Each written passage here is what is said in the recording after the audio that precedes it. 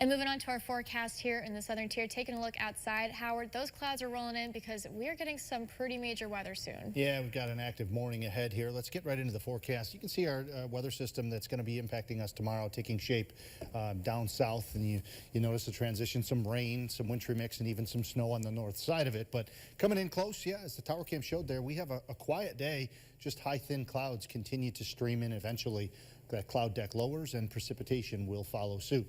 We've got temperatures in the teens to mid-20s, 16 in Plymouth, 19 in Berkshire, 26 in Appalachian, and 20 right now in Windsor. So again, talking about the first alert, the one that we've had in effect for several days now is for tomorrow.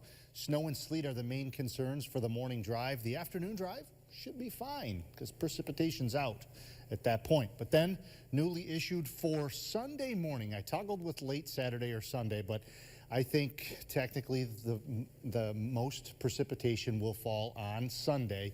It'll be very early in the morning, Saturday night into Sunday, but the potential is there for some wintry mix and maybe even some shovelable or plowable snow, meaning, 3, 4, 5, 6 inches or more of snow. So we don't make snowfall amount calls this early, but we are calling it a first alert because the trend has been colder with that storm. So overnight there, by about 4 o'clock in the morning, some of that snow moving in. By 6 o'clock, maybe overspreading the area at that point. 7 o'clock, still some pockets of heavy snow.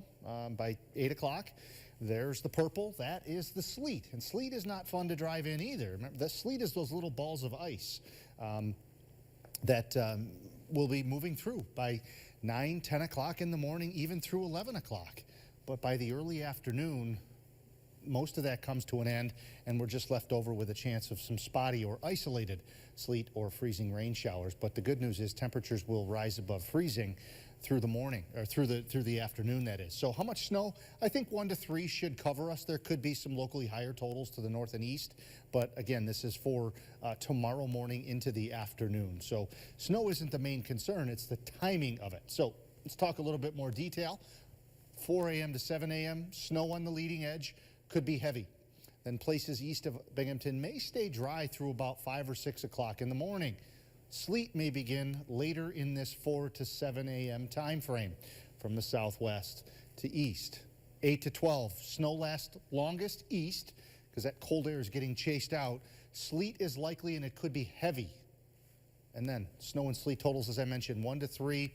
Possibility of maybe some higher totals there, but the higher end of the range is expected farther north and farther east, as that's where it will be snowing longest.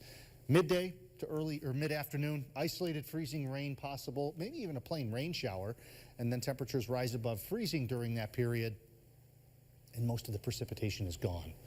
Let's take a look at those temperatures then. By daybreak, 20s, so it's cold in the morning. Midday, still 20s to around the freezing point. And by the afternoon and evening, notice we're above freezing. Once that happens, the freezing rain threat will come to an end. But as I've been saying, we've been trending more toward a less of a freezing rain threat and more of a sleet threat, because that stuff is no fun to shovel.